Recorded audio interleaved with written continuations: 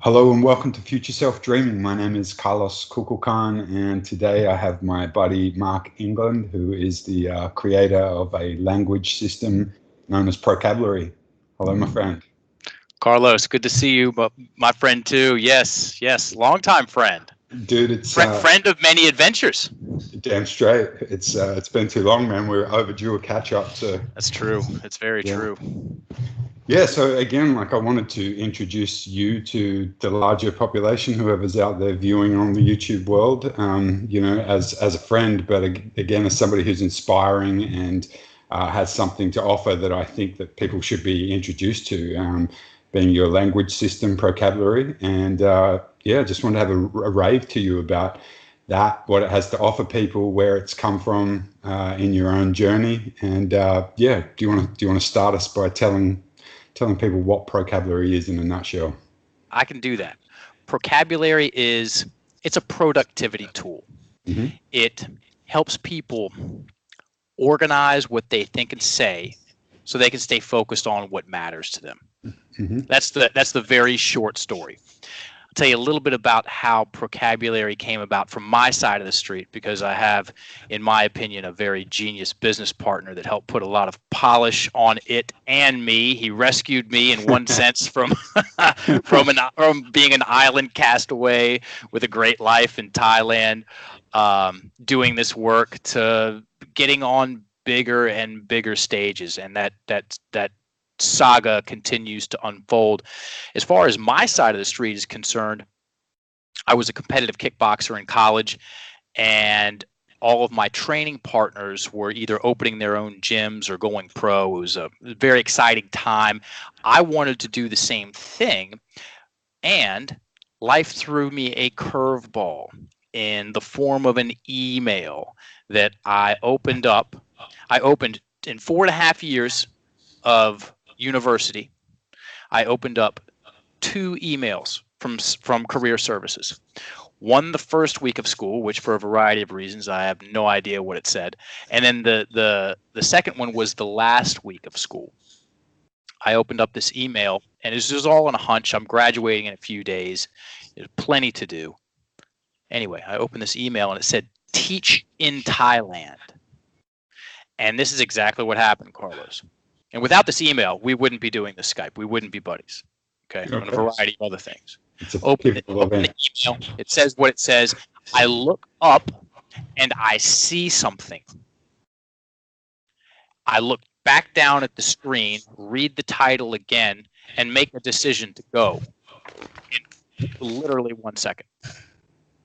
Now, I was 23 at the time. I didn't even have a passport. And yet I decided to go. Like, I'm going. I'm going to go over there for a year, train Thai boxing in the motherland, come back, go pro, happy life. Okay. So I went over there, and 5 months, 6 months in, I found myself on the operating table having my second knee surgery. And the whole, it's got to at least get 2, One's for amateurs. So I got knee surgery over there. The doctor said that, tough, buddy, your career's over. You could become a very good swimmer. He said that verbatim. I remember that. I remember looking at him thinking thoughts. And that was the beginning of a descent into a very dark story about myself and my life. A very victim-centric story. I felt wronged by life or by the universe, by my parents. I had so much proof, that there was something wrong with me, and I was never going to amount to anything. This was just added fuel to the fire, and I'm making this long, juicy, drawn-out story very short, packed. Sure. Yep. Anyway, I got sick of being that way. I got sick of myself. I didn't laugh for a year. It's a very interesting thing to do, is to not even get your face in position to smile for a year. So you're pretty depressed then? Oh, dude. And I was over there with my girlfriend from college. You know, she was one of the reasons I was able to make a decision like that. She'd been traveled all over the place. Her parents were missionaries, and they had lived in all these exotic places. I'm just some dude from Virginia, and so anyway, that's just I'm over there with her. She's hilarious. She's got such a great sense of humor, and I wasn't able to laugh with her anymore. And I started noticing that it got even worse. To a point where I said I was able to look at myself and say, you know what, man, you can do this for 3-4 more decades. Yeah. You can play this story, this version of yourself 30, 40 more years. And I saw that end result. Not pretty, not fun. Just a total waste of a life and some talent. And so I said, okay, cool. Now what? Right around that same time, I talked to my vice principal at the time. I was teaching elementary school sports at an international school in Thailand, Bangkok. Great job, loved kids. And he had gone down and you'd been doing cleanses, detox programs down on this resort on the island of Koh Samui, and it sounded exactly like what I needed. So I booked in, went down there, and had an experience. Came back. I paid to not eat for 7 days, and when you're not eating, well, I say you as in you in general. Most people, me definitely. When I do any kind of fasts, cleansing like it, I've got real estate to think. Yeah. To think differently about what I have been thinking, and I've got time to reflect. There are also a bunch of other people down there doing the same things, so you're having strange conversations with strange people. Yeah. Okay, and I liked that, surprisingly enough, and so I kept going back. And one of those trips down, I went to an emotional detox workshop, and I laughed at it. I giggled at that concept. Me and all my brilliant wisdom. Anyway, what I saw changed me. I saw a man take a woman through a story about a breakup, and in 4 minutes, she went from crying in tears to playing it through again, making some adjustments with the words, and now she's sad, no tears, play it again, change this last sentence at the end, and then she's neutral. So much so that her perspective changed. She had a cognitive shift. She goes, it wasn't going to work out with that guy anyway. He was actually pretty weird. And I saw that, and I thought to myself, that's not my story, but that's my story. That right there, that one moment. So all the pain and the surgeries and the self. Can we drop bombs and curse words on here? Yes, fine, bro. Okay, so all the shit talking that I did to myself, and it took me to that place where I saw a story change in a matter of minutes, and I knew that, well, of course, that's someone else's story, but that's still the same mechanics. It's my story as well. And that's when I started studying something called emotional freedom technique. So you go through stories. I know you're very familiar with this. For the audience, emotional freedom technique, it's great thing to study and learn about. It's a way of repeating particular parts of stories while you're tapping on points in the body that they say, and I believe, correlate to meridian lines. If you've ever had or heard of acupuncture, same meridian line system, and it's a way of telling your stories differently. And when you or I tells the story differently, we're going to have a different set of experiences. And that study, that process helped me greatly in my personal life. It took a lot of stress off of me and helped me get some resolution about the predicament that I got myself into. Okay. It helped me turn the volume down on my victim mentality and take more responsibility for the stories that I was creating. And that was a good thing. My body liked that. I was actually breathing better because of that. We'll go into that later. And so I more of it I studied, the more of it I practiced, the more interested I got in it. And in 2005, I went to Colorado, and I was fortunate enough. The founder of Emotional Freedom Technique was, I mean, I haven't checked in with that guy with EFT in a long time. He could be teaching. I know he retired at one point in time, but I was fortunate enough to do a workshop. It was a master's workshop. They brought all the best EFT practitioners in, and I got to train with the founder, and that was very cool. So I go back to the those birds. Yeah, you can hear them through my microphone. Yeah. Your birds or outside birds? I don't cage birds. They're outside. And those are, yeah. That was they're happy. So I went back to that same detox resort in Thailand, and I started as a practitioner there, doing emotional freedom technique, and so that's when I started my professional exploration, we can call it, into the language game, which would then turn itself into a couple of different versions of Procabulary before it was called Procabulary. Okay. Cool. There's lots in there, man, you know. And I really, I know that you've given kind of this nutshell in a few presentations, such as the TEDx talk that you gave, and I love that you share, you know, like your journey through pain and depression, and you know, how that all came about, you know, with this change of identity, you know, which I think many people can relate to, and certainly, you know, as a counselor working with people, I'm constantly aware of those experiences that we have in life that that challenge our sense of identity. And there's various excuse me, you know, various models, but you know, of psychotherapy and whatnot, based on different philosophical schools of thought. And what I like about yours, you know, is that, you know, there's elements of sort of like narrative therapy in there, redesigning your personal story, you know, deconstructing your previous identity and reconstructing it. And it also tends to be quite solution focused, in terms of like, yeah, you can think about all of the problems that you're experiencing, or you can go in the direction of how you want to be, you know, like the state that you want to achieve and the goals that you want to achieve. And I know that you're very passionate about putting people in that empowered state.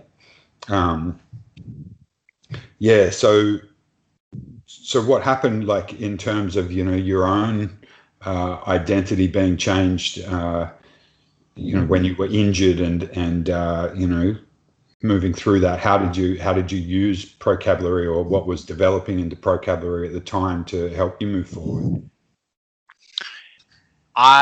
When I injured myself, that's the most responsible way that I can say it. Mm-hmm.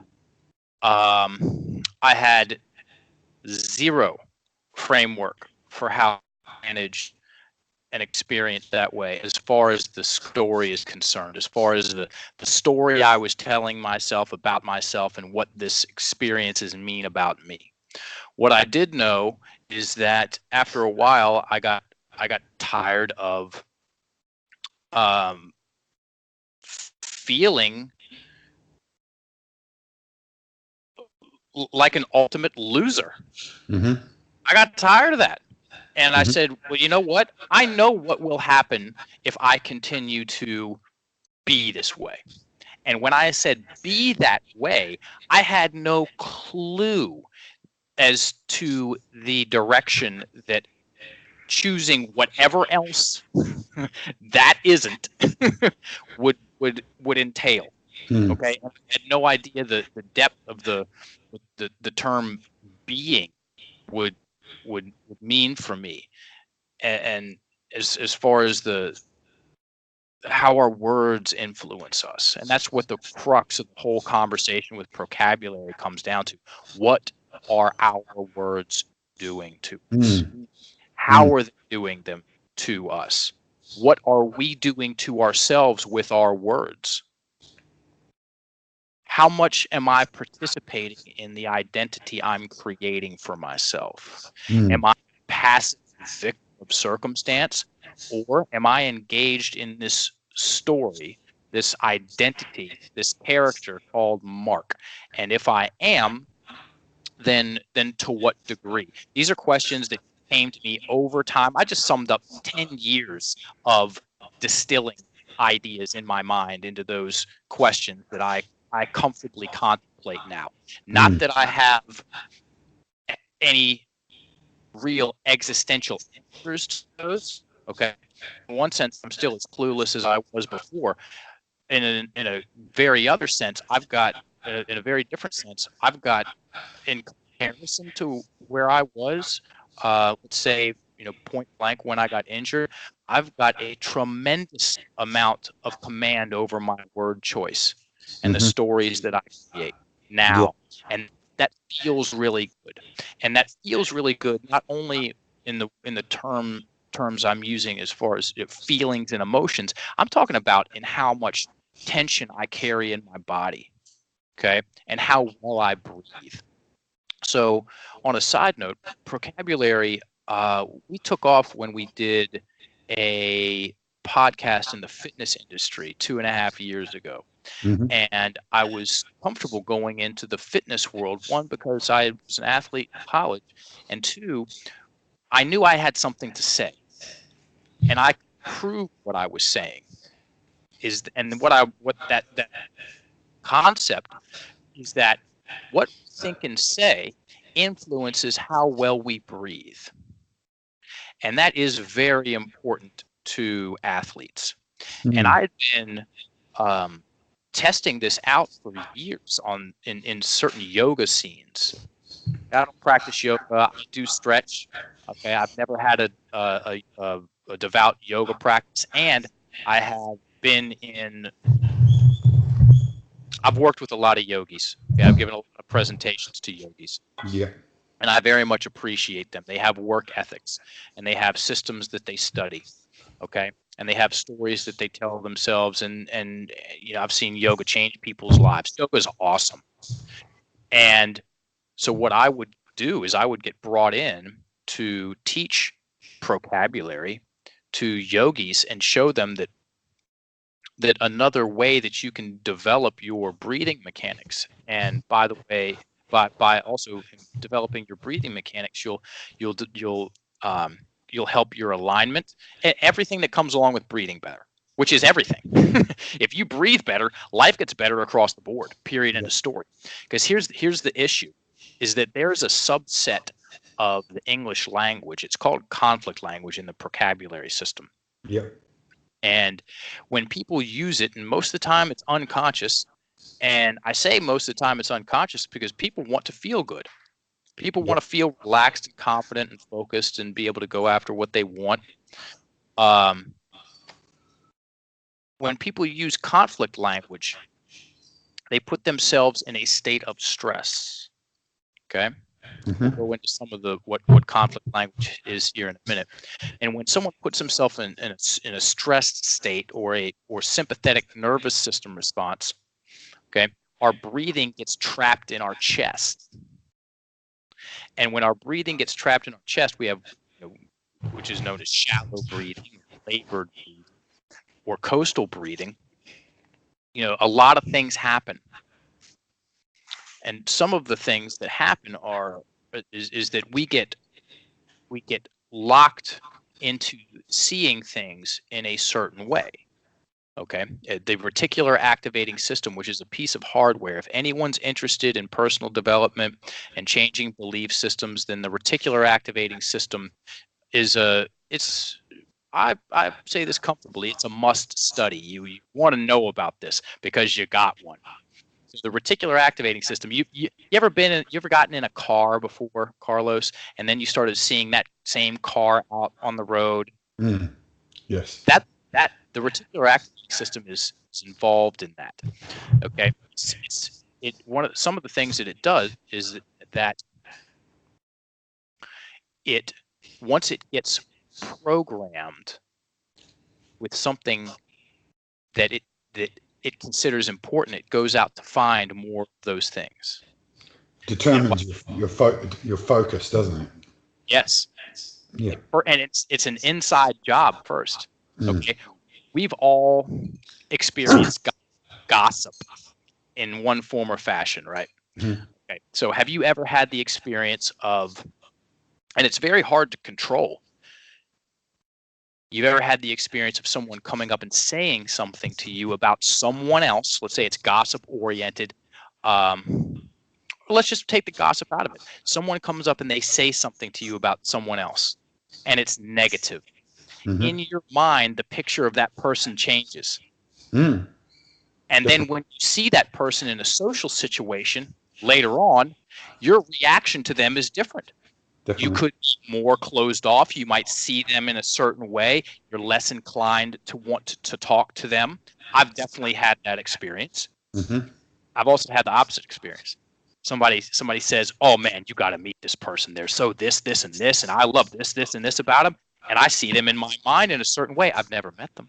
Yeah. And then I meet them at, let's say, a party or out for dinner, and I'm already, because I superimpose the imagery that I've already created in my mind on them, and it totally influences the situation. Mm-hmm. Okay. That's the reticular activating system at work as well. Here's the funny joke, is that we're doing that to ourselves all day long, for better or for worse, with our words. We Mm-hmm. superimpose an image on ourselves, and then we act it out Yeah. externally and in conversation. And the best way to change the conversation is to get more of an understanding and command about the, the the granular word choices that we're making.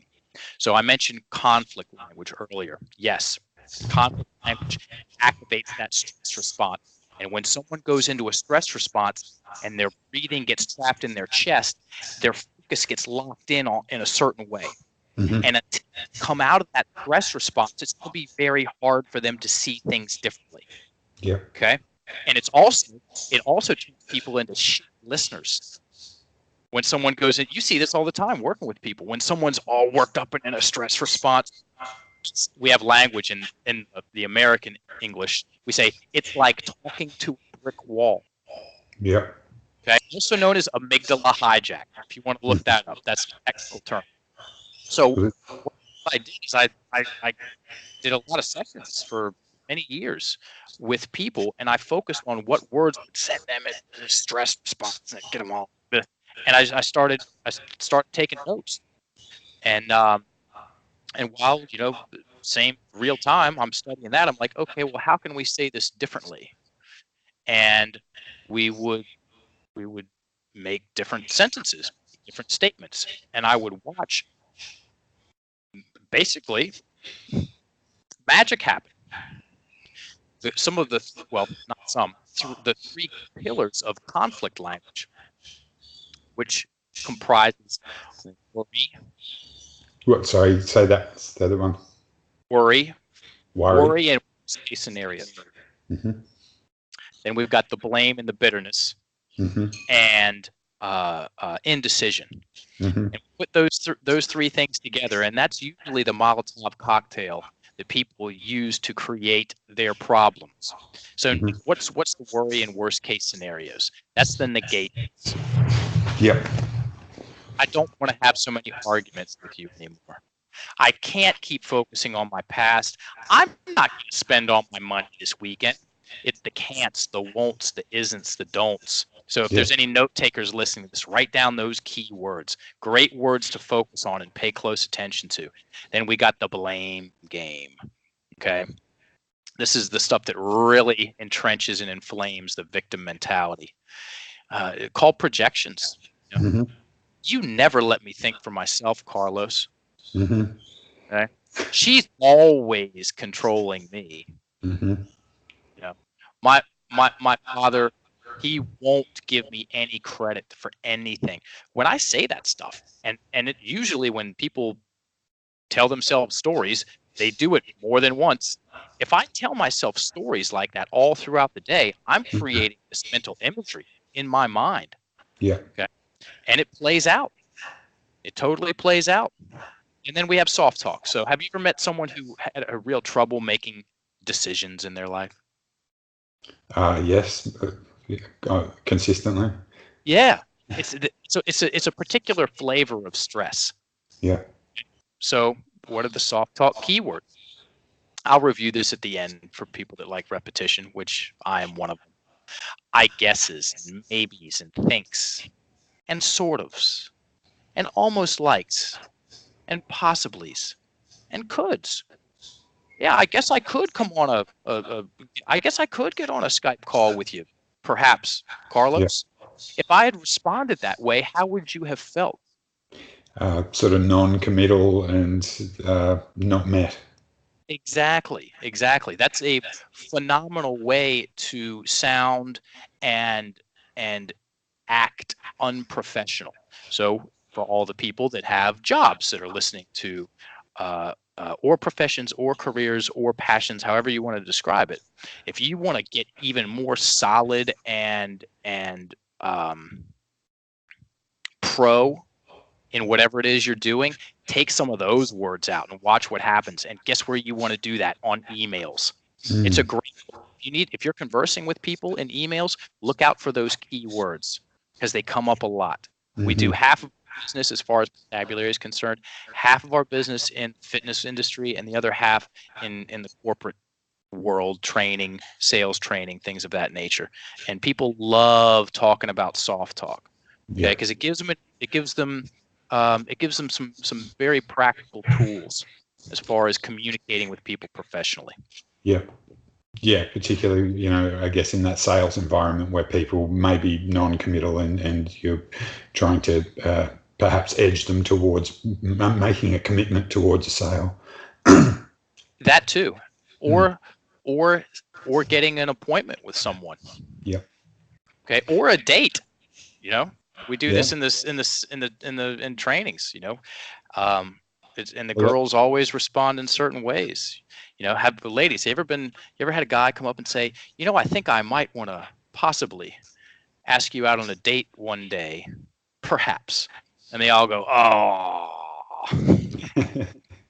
So this stuff is easy to demonstrate, Carlos. I know it can be a little abstract, but anyway, you were going to ask something, say something? Oh, well, I was just going to say, I love talking to you about this body of work because, as you're aware, I've got a history of having trained in neuro-linguistic programming and hypnotherapy, and I'm fascinated with language, and I find that I use all of this understanding of how we communicate with ourselves internally and with others, when I'm interacting with anyone in any environment, and particularly, with clients, like I'm tracking their language all the time. I mean, I'm writing it down as I am now because I've got things that I want to talk to you about or ask you about, but just tracking what people are unconsciously telling you about themselves, and through their language, and seeing where those, as you were saying, those conflicts in a person arise when there's parts of them that are in deep conflict, and I just love the application for this understanding, whether it be in a sales environment or communicating with the opposite sex or a potential partner, or for self-development. The application of it is just vast, and I love that in your system that you've made, I want to say simplified it, but that doesn't really do it justice, but you've made it accessible for people so that it gives them tools to really be able to reflect on the language that they may be using, and then be able to make change. And I think that that's really helpful, because when things are so unconscious and people haven't got that capacity to self-reflect, it helps to have a coach or a counselor or a technique that can help them become more reflective on their own internal dialogue. Yes, I agree. Everything you said. I was a teacher before I got involved in this, and my business partner comes from a prestigious sales and personal training development background, and we were very considerate about about who was going to use Procabulary and making this as easy to practice, as in practical, as possible. We beta tested our online course and gave it to about 50 people. And 2 of those people were practicing child psychologists. And one of them came back and they said, "You did a great job of not pathologizing the schema," which means anyone can understand this. Okay. I knew what I knew what they meant after a hot second of connecting dots, and I said, "Thank you. That's fantastic feedback." I'm glad you broke it down for me as well. Yeah. I would have needed a couple of hot seconds. Yeah. And she helped me. She was like, that's a good thing. I said, "Okay, cool. I understand what you're saying now." Yeah. It is fascinating how much we individually or witnessing it in other people, often focus on what they don't want, and again, that might be, it's something that they're so unconscious of and have practiced and habitualized so much in their lives that they know what they don't want, but they're not necessarily sure of what they do want. And so you need to be able to spin things around and reframe it and look at the direction that they want to go in, so that, again, that reticular activating system can focus on going towards something rather than away from something constantly. 100%. And those 3 things, those 3 pillars of conflict language I shared with you, they're rampant, man. They're epidemic. And if someone is, if anyone wants to take a more detailed look at the stories they're telling themselves, the best way that I know of, and this is after 12 years of full-time professional research and contemplation and application, both personally and professionally, on stories, is using that device that you have behind your right ear and write out one of your problems in conversational language and look for some of these keywords, because they're going to be there. Yeah. Whatever it is, you have a problem making a decision, there will be filled with soft talk, or at least there will be soft talk keywords in there, at least one. You got a problem with someone else, there will be projection keywords in there. Turn those things around, Byron Katie style. See what happens. See if it fits. It is amazing what, again, taking a pen for those people who can't see it and writing stuff down. I'm constantly advising people, keep a journal. It's huge. Notice, there's something magical, and we'll get onto that topic in a minute, about when you put pen to paper, and you can literally see, and you can actually, it's kind of like rearranging your thoughts, that you've got it on paper in front of you, and you can literally see the conflict language or negative self-talk and whatnot, and you can begin to narrate or re-narrate the story that you've got going on about your own identity. We talk about that like high school, man. Drafting, you got to hand in a second or a third draft if you want the good grades, the A's or the B's. And numerous times I would hand in a rough draft. Okay, scribble it out the night before, maybe the morning of, and I'd hand in a mediocre product. I'd get back a mediocre response, like a B minus, a C, D. And if someone's got a story that keeps circling around in their head, they keep coming back to it, then at least write it down so you have a draft. Otherwise, that thing's going to keep looping. The chances are very strong it's going to keep looping. How does Procabulary help with people's emotional state, because obviously all these things are linked in, sometimes it might be, the emotional state that's driving the cognitive thoughts and whatnot. Sure. But how, and I know that, we've talked about elements of the biology, our brain, the amygdala, the, reticular activating system, the breathing mechanism. And I know that, our whole being is like a holistic, and holographic system, and if you make change in one area, it tends to affect all of the others. So how do you find that working with this system affects, again, emotions or other areas? Whether it's the emotion driving the thought process or the thought process driving the emotions, we can always focus on the words. Mm-hmm. I understand that can be, and sometimes is, a tall order for people that are very emotional about a story. I know I've been many times. Mm-hmm.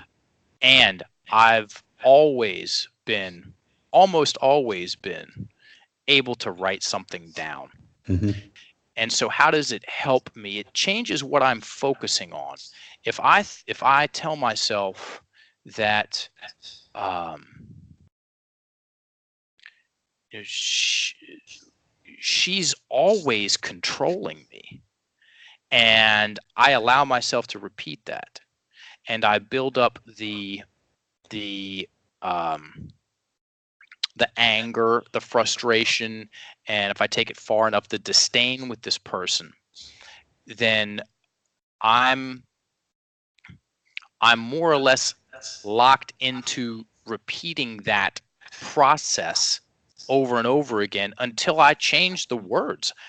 If as myself as a coach, a counselor, a teacher, however you want to call it, if someone comes in and they have the exact same story, they come in with a particular story and it's a painful one, and they leave with, and they're saying the exact same story in the exact same way, I've done nothing for them. Nothing for them.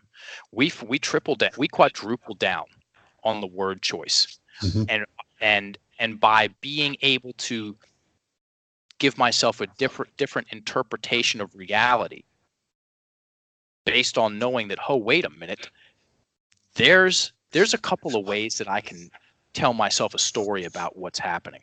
Okay. She's always controlling me. Write that thing down. Okay. She's always controlling me. What is that going to do? As far as my mental imagery, that's going to, because of the way the sentence is structured, the syntax of the sentence, it's going to force me to create a victim and villain mental imagery, mental picture of a victim and a villain. She's in there and I'm in there. She's doing something to me, and now I've got to wait. There's nothing I can do. I have to wait till she changes her behavior until I can feel better. That's a great strategy for suffering. No, wait a minute. Okay. Now, yeah, I remember some of that binary language, always and never. Is she always controlling me? This is how it works. Is she always controlling? And you have to sometimes talk yourself out of it. Mm. Okay. Well, you have to always talk yourself out of it, and or write yourself out of it. Sometimes you have to talk yourself down, and sometimes part of us, we don't want to come down off that high of being a victim, because guess Mm. what? There are some perks. There are some benefits. Okay, not having to take responsibility is that's a very seductive drink. Okay, being able to commiserate with other people, trauma bonding. You and I have talked about this. We've been talking about this one for years. That's very alluring. Mm. Okay, the definition of the victim mentality is, this is verbatim definition, it's an acquired personality trait where a person tends to regard himself or herself as the victim of the negative actions of others, even in the absence of clear evidence. The victim mentality depends on a habitual thought process and attributions. It Mm. depends. It depends, as in it has to have it, on habitual thought processes. So Mm. habitual, it accurately implies duration and addiction. People get addicted to their victim mentality. Mm. Okay, sometimes it's such a white knuckle grip, they'd rather go down in flames than give it up. So let's pretend that this conversation in my mind is not that intense. She's always controlling me. Cool, I write it down and I see the word always, and I'm like, well, always, really, always? No, not always. Oh, okay, well, sometimes. So I scratch out always. I'm drafting, I'm editing. Okay, I scratch out always and put in sometimes. And then I take a sigh of relief, of pressure. So I'm bringing myself out of these super upregulated stress responses. But she's sometimes controlling me. Okay. And now I've got a foot in the door. It's easier for me to make the next transition or translation, as we call it. We call them translations, going from conflict language to architect language. Architect language is another way of telling stories. It's much more self-reflective. It's much more solution-focused, and it's much more decisive. And those three things put together create a very fun life, okay, for everybody around you. And so, okay, she's sometimes controlling me. Well, okay, there's the word she. I scratch that out, put in I, and I'll ask it like a question because it's foreign to the part of me that I want to have this concept land for. She's always controlling me. Oh, yeah, I mean, well, and then the argument goes on. Well, I mean, okay, well, who controls me more than me? Does she control me more than me, or do I control me more than me? Shit. I'm controlling me. Yeah, I could leave. I mean, why am I forcing myself to be in this particular situation? I do have options. And because I've talked myself off that cliff, I can go blaming her for, let's say, everything, because it's always, to taking responsibility for the times that I control myself or my lack of control of myself. And then now I get to pick now, because I'm there. The next step is options. What other options do I have? Oh, I see. And everyone listen to me now. This stuff works, and sometimes it is hard. Sometimes it is hard. We are storytelling machines, and the story wins. The story rules. What we think and what we say ultimately makes us or breaks us. That's my theory, and I'm happy to dialogue with anyone about that if they think otherwise. So I have friends that have been shot numerous times in the chest, paralyzed, the neck down. One particular guy comes to mind, and he was a quadriplegic for 2 years. He would have pulled the cords out of his throat if he could have gotten to him. He couldn't. Just laid in bed for 2 years and watched television until one night he had a dream, a vision. His mother came to him, okay, in a dream and said, "You have to get up and you have to move. You have to fight or you'll die." That's what she said. So for the next 9 months, all he did was raise his head up off the bed because that's all he could do. A year and a half later, he's in a wheelchair, got full control of his upper body, and now he's a public speaker and a coach on addiction. So, I've seen too many good things. I've seen too much proof that what I think and say matters. Yeah, it definitely does. I love that you just brought up that whole discussion around, opening options and possibilities, because we get oftentimes trapped in limiting beliefs that close our thinking processes down, limit our idea of what's possible, and our behavioral responses are a reflection of that, and so I've found that, when you're able to think, outside the box, dissolve those limitations that are keeping you within that box, so to speak, that, you access more possibilities and more behavioral options as a result. Yes. That right there. That right there. Most people's language works against them, Carlos. Now, I mean, yes, still now. For a majority of my life, my language worked against me. Okay, the only three things that I learned about in school, as far as language are concerned, is spelling, grammar, and definitions. What are we talking about right here? We're talking about how our language and our words influences our imagination, our feelings and emotions, how we move our body, and how we breathe, and some other deeper mechanical stuff. But those are the four things that we focus on in Procabulary. Okay, that's the mystical side of the conversation. That's the personal side of the conversation. That's the magical side of the conversation. Those are the things. Those are the four. And as far as our conversation is concerned, and when I mean Procabulary, those are the four table legs that hold up the tabletop, which is identity. In my personal and professional opinion, identity is the master conversation in personal and professional development, and the language that we create it with. Yeah. That's what we gave the TED Talk on.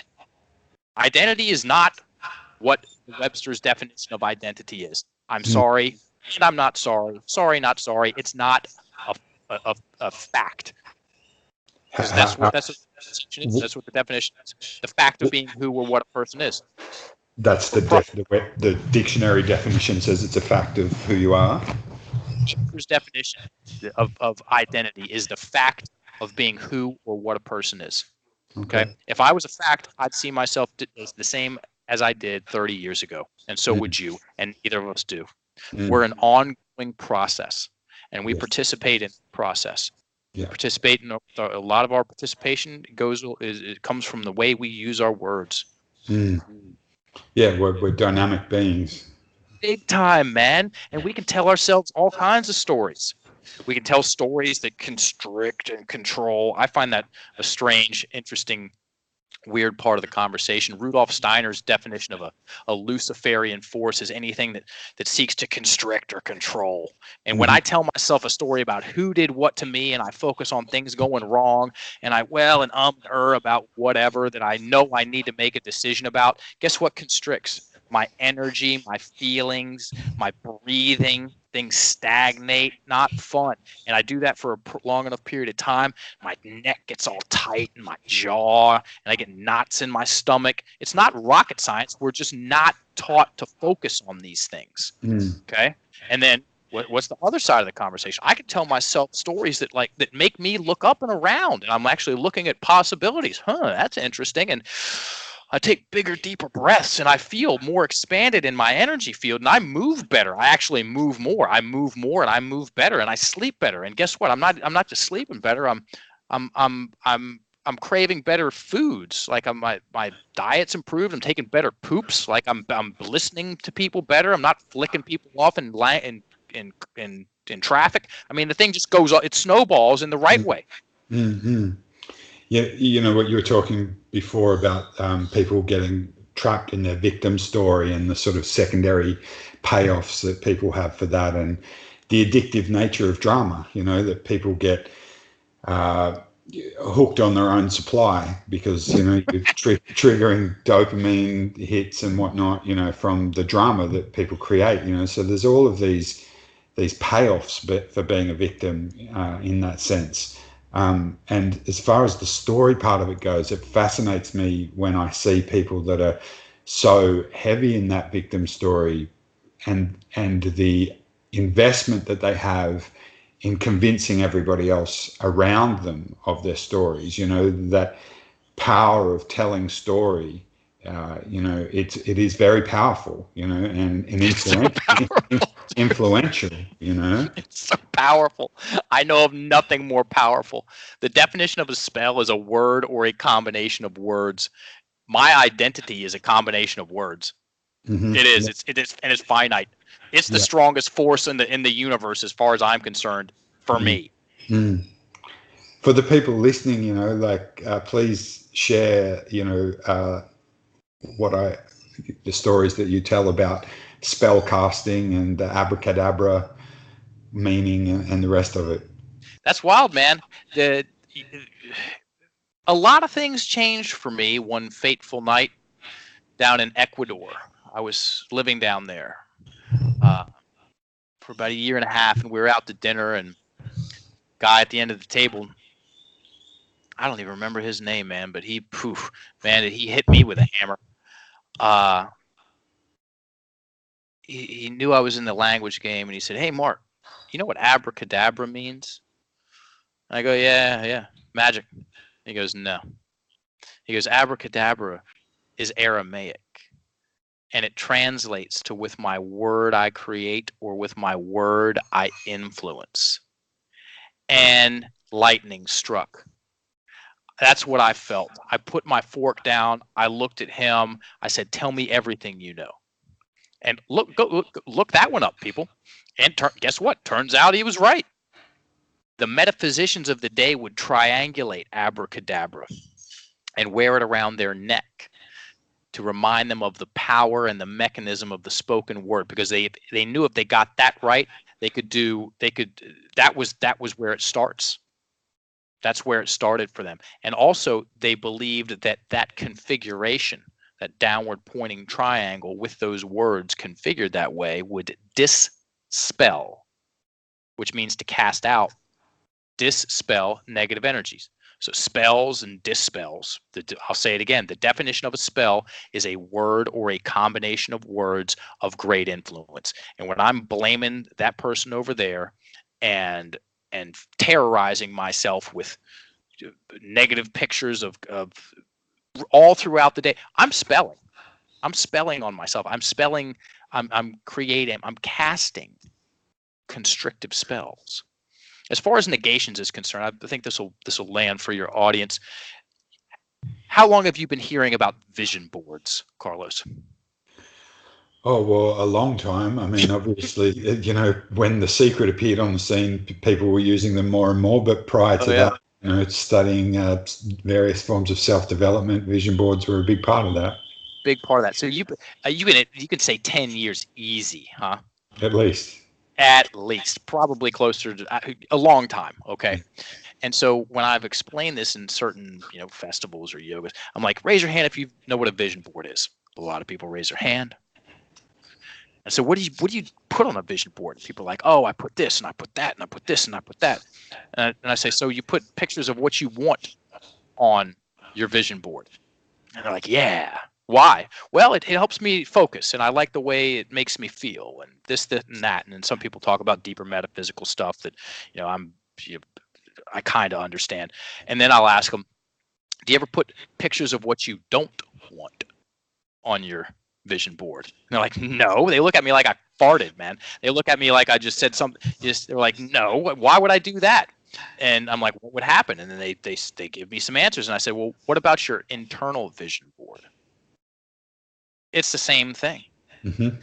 So my challenge or invitation to everybody listening is, next time, and everybody knows at least one, a world-class worrier, somebody who worries.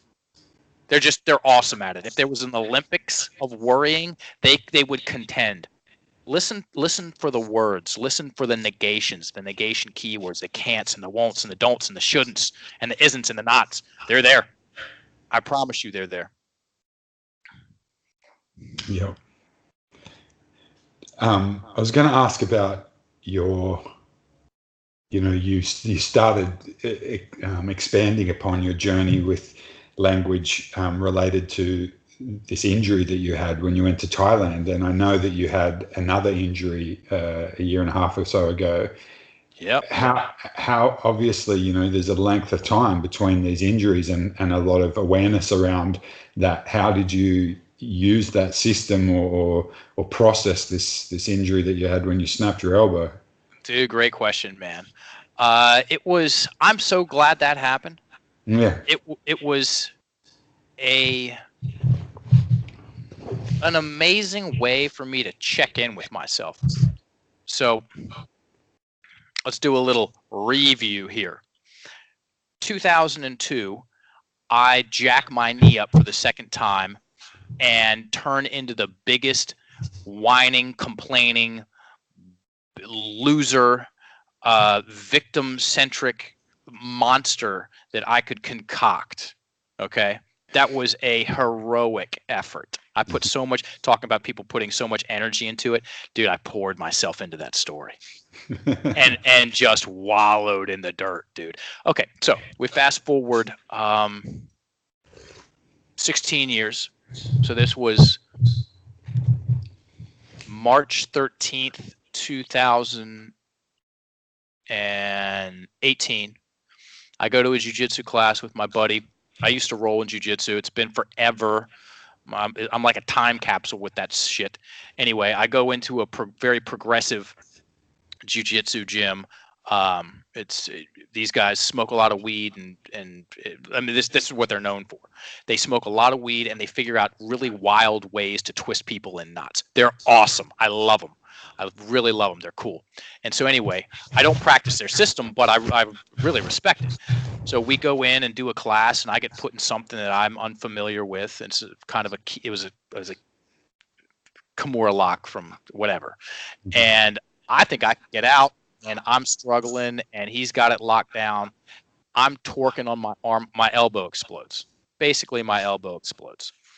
And he didn't mean to do it. It was my fault.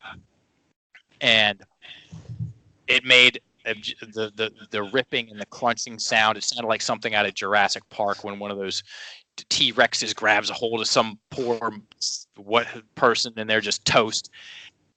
Half the jiu-jitsu gym stopped and looked over. He let go. I look down at my elbow. I know it's wrecked. I look at him. I look at my elbow, and immediately I go to my calendar. And I think about I just go to my calendar.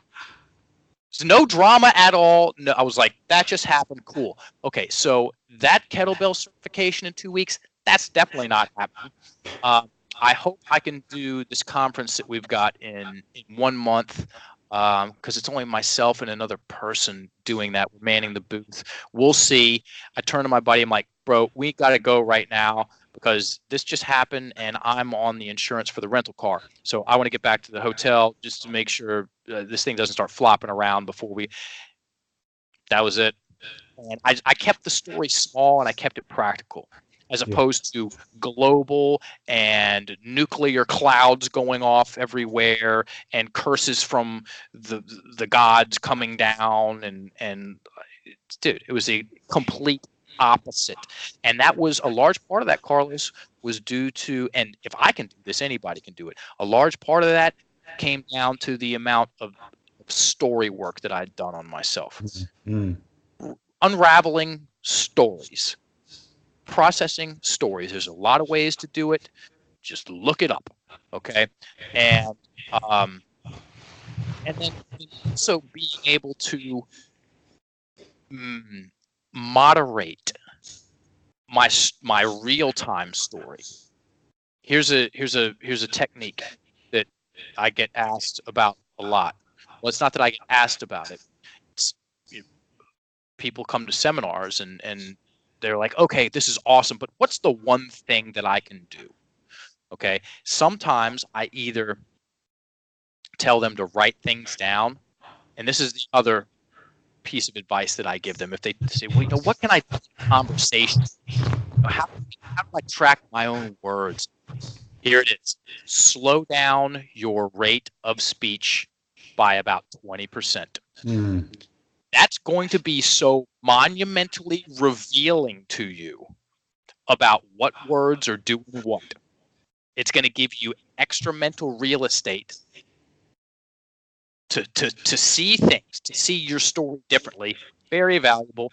And not only that, it's going to help you breathe more while you speak and while you tell stories. Because guess what? We're all telling stories. And if someone tells certain kinds of stories to certain kinds of people over a prolonged period of time, their life blows.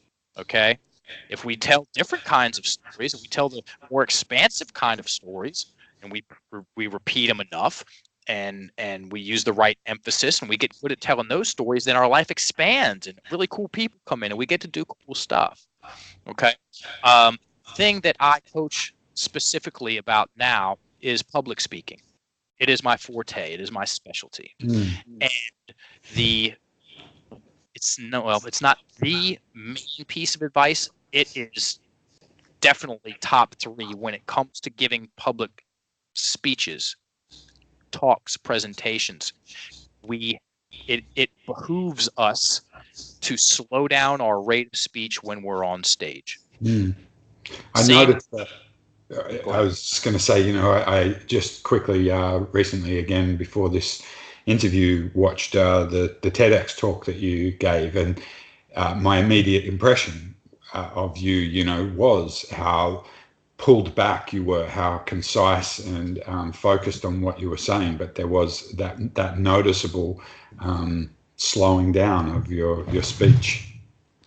That was my focal point for how I'm going to give that speech. It was to It was to lock that rate of speech in, which I did, and hold it, which is challenging at times in circumstances like that. And let's talk about it from another side of the street. It makes giving talks so much more enjoyable. I've given over 500 presentations over the past 12 years. I have choked, bro. I have stressed myself out. I've sweated bullets in front of crowds before. And I've also done very, very well presenting. And I enjoy giving public speeches now because I know how to do it. Most people's fear, a large part of people's fear of public speaking or conversing in social situations comes down to a lack of technique or a lack of strategy. Okay. Miyamoto Musashi, he said, the cause of all suffering is immature strategy. Those presentations that I gave that I was so locked up about, I was speaking really fast and I wanted everybody to really resonate with what I was saying. And so I got to talk faster, and oh my God, I'm stressed out. But that's making things worse, and I'm not breathing well. But I'm just going to talk faster. That one snowballs in the wrong direction. So to get more introspective about what you say and how what you say influences the many parts of you, or the four that's arguably, this is easy for me to say, the most easily observable, which is your imagination, how you feel, how you're moving, and how you're breathing. If you want to get better at doing those things, guess what? You're doing them all day long. Might as well get good at them. You get good at those. You get good at those things, and you're going to get good at everything. Slow down. Slow it down. Just when you said that, then the many parts of yourself, and these four in particular that you're focused on: imagination, feeling, movement, and breathing. I am constantly reflecting on myself, and again with clients. Me too. I would describe it, as cognitive level, thinking, imagination, and whatnot, and feeling, emotional level, and then the physicality. And again, all of those things influence one another. They're all holographic in a sense. Yes. I'm going to detour slightly, just because the theme of my presentations with Future Self Dreaming, a lot of it is about helping people resolve blockages that they have to accessing what would otherwise be termed the higher self.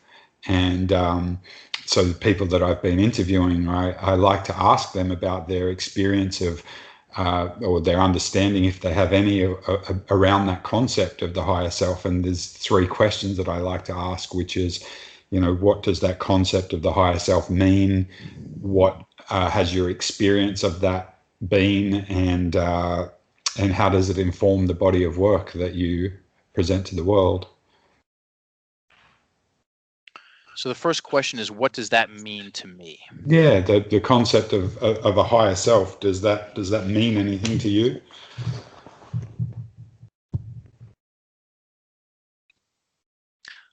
I have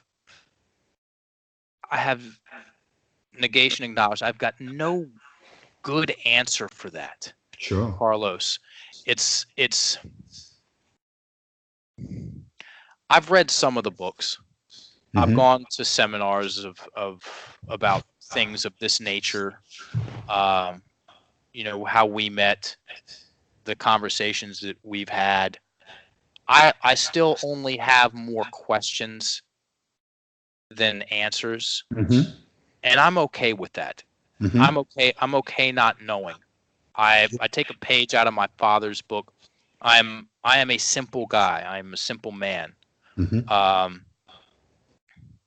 Do I believe in a higher self, higher power, higher order, a structure to this reality? Yes, I do. Yes, I do. What part does my conscious self identity mark play into it, and how does it play into it? That is a total mystery to me. Mm. I am very easily mystified. Whenever I want to boggle my mind, I just contemplate the imagination. Mm. You know, what is that? What is this hall of ongoing hallucinating, creative screen that I don't even know what that is, yet I use it all the time. Mm. Okay, I haven't even gotten past that. So as far as my higher self is concerned, I know myself as myself. I've and I'm comfortable with that simplicity and that lack of sophistication. I've played not a know-it-all, but I've way overplayed my spiritual understanding before I knew how much I didn't know. Yeah. And now I know how much I don't know. Actually, I don't even know how much I don't know. And I'm cool with that. It for whatever reason, it keeps me. I'm a happy guy about it. Can I just I know that I've kind of thrown those questions at you from left field, and caught you off guard a little bit with it. But I think your answers to it are really beautiful. Like from my perspective, experiencing what you're saying to me, the answers that you've just given around that concept of a higher self, a higher power, like opening up more questions than you have answers, and this element of sort of doubt or it being a mystery, and again the imagination, which I know is a big part of your body of work there. I think it's amazing when people can still have mystery and not have to know everything. And as you said, like perhaps some of the beauty of the wisdom that we might glean with age and resolving some of our ego issues is the realization that we don't know all that much, and we know how much we don't know, or some element of that, So I think leaving mystery is really important. And I've also got comfortable, which I often relay to clients as well, is getting comfortable with the state of I don't know, because because we often think that we have to have an answer for something. And sometimes people will ask me questions, and my favorite response to it is, I don't know. And I find that response, I don't know, leaves room for possibility to emerge. Sure. Rather than thinking that we have to have an answer for something, it has to be this way. It's a spacious state of going, I don't know. There is still room for mystery and room for possibility. And in terms of like the reticular activating system, perhaps not looking for something to focus on, here's the answer. My experience with perhaps synchronicities and things, would be that, oh wow, like here's something out of left field that's just amazed me, and staying in that curiosity and that mystery. It reminds me of when I caught up with you a few years ago over in America, and at Venice Beach, and the week before I flew over to the States, I was watching a David Wolf presentation, and Kyle Cease was presenting on that, and I hadn't heard of him before. And he made me laugh, and he was into personal development. He'd come from a history of comedy, and sure enough, I arrive in LA, catch up with you, and you're like, we've got to go to Hollywood. I've got an interview with somebody, and we rock up, and of course it's Kyle Cease. So I'm like going, okay, this is interesting. The universe has shown me this guy a week before, and here I am meeting him and being entertained by him a week later, you know. He's so funny, man. That dude is so funny. Yeah. Where else do we want to go with this talk, dude? What's inspiring you? Was there anything you coming into this that you really wanted to share with people? I covered the bases, Carlos. It was. I told some stories. I talked some about some technical angles, and I gave a little bit of advice on how to notice some things. I'm good.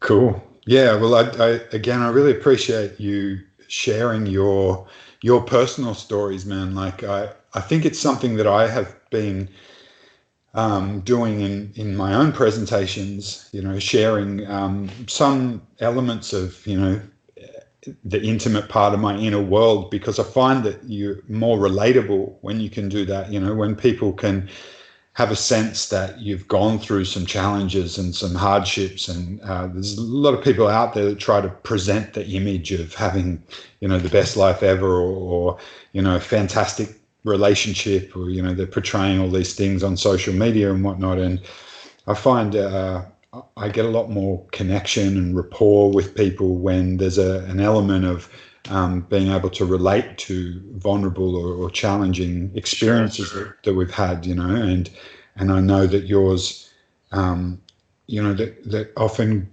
greatness comes out of, you know, deep elements of pain and darkness and whatnot that we've had in our lives that we've been able to transform and transmute. You know, we could talk about that mystically in terms of alchemy and whatnot, but just love all the stories that you share.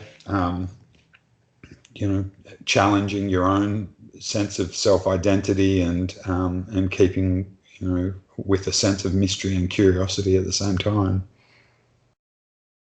Well, thank you for saying that. I'm comfortable with where I've been, and at one point in time I wasn't.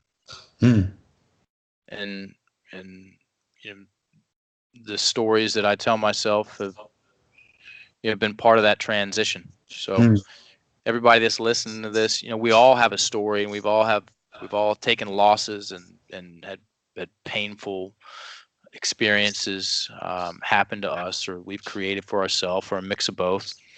You know, still not, nor will I ever be 100% certain about the percentages of those things. And there's a couple ways, at least, that you can talk to yourself about yourself, and some of them will constrict you and be painful, and others will expand you and feel good. And so, to answer that last question, how does it influence my work? Those I do think, big picture, vertically as well, multiple aspects or dimensions of ourselves. I don't look for. Go ahead. Sorry, go on. You don't look for. I don't look for answers with that, but I do contemplate the multifaceted, expansive nature of what we are, or what we could be in my mind. Yeah. And I like being a part of something that's opening.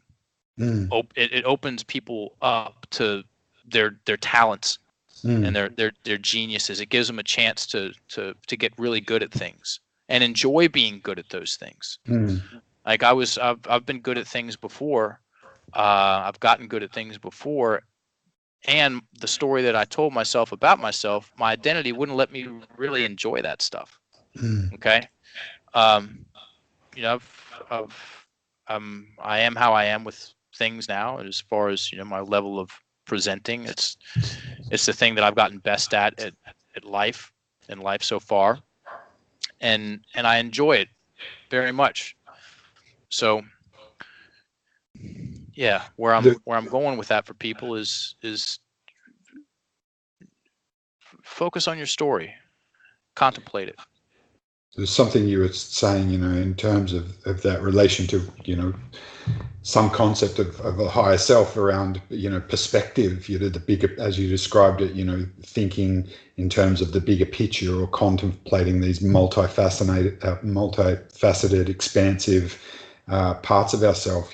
I found that my experience with what I might term an encounter with my higher self is one where I'm quite comfortable with paradox, and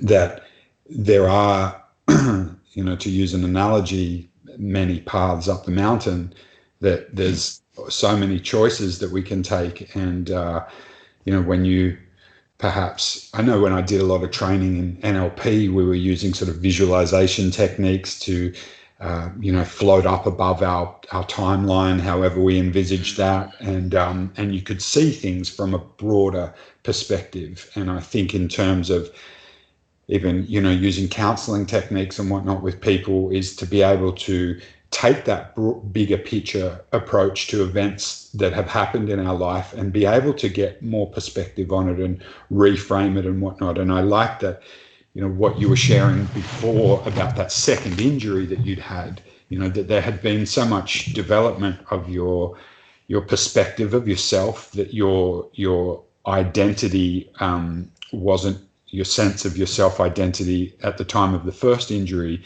that was, a crushing, devastating death blow to that sense of self at the time, that, when the second accident happened, that it wasn't such a devastating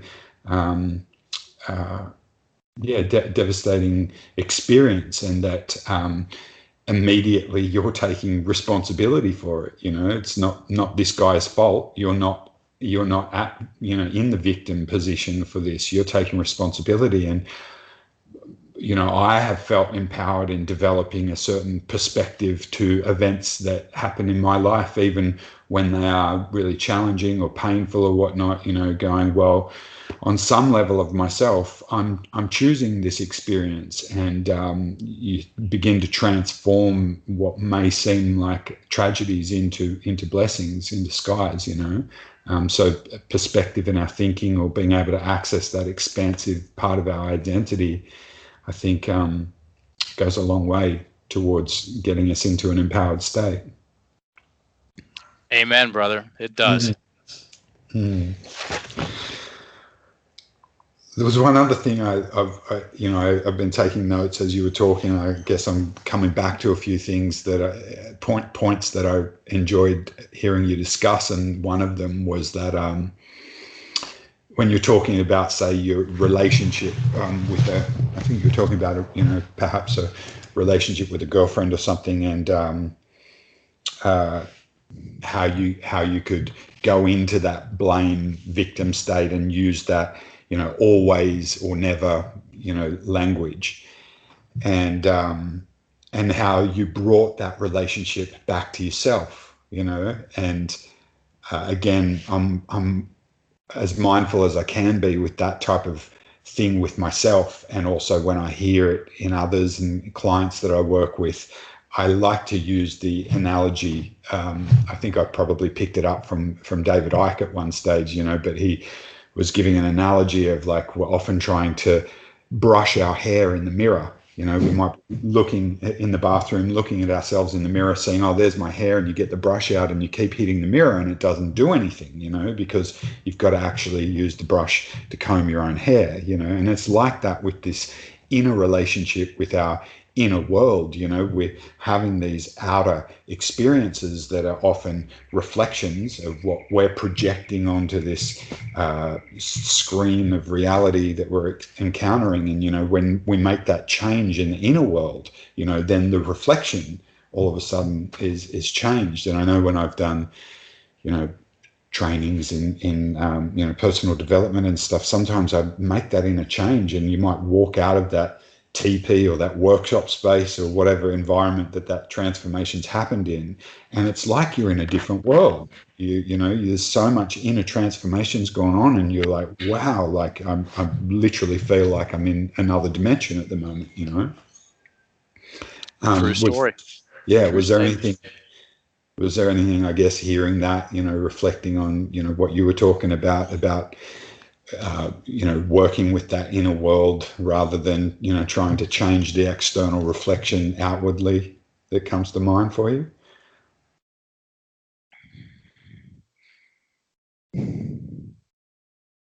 It's important to know that we can do both. Mm. It's important to know that we can do both. And I'll give John Kehoe a nod. It's important to know that we live in two worlds. We have an outer world and we have an inner world. And, if you're going to live in your own little world, make it a beautiful one. Yeah, I like, have you read much of Robert Anton Wilson's work previously? No, none, zero. Yeah. You should, Ben. I think I've mentioned him in some other talks, but his books, Cosmic Trigger and Prometheus Rising, they have been Bibles for me along Yeah. lots of work, using occult magical rituals and things for making brain change and psychedelics and the rest of it. Okay. But, they refer to tunnel realities, and Robert Anton Wilson was always all about, making your own tunnel reality, how you experience the world, the most joyful and comedic that you can. I will investigate him. Yeah, I can send you some of his books. Send me. Is he on YouTube? I'll Google him later. Yeah. Investigate later.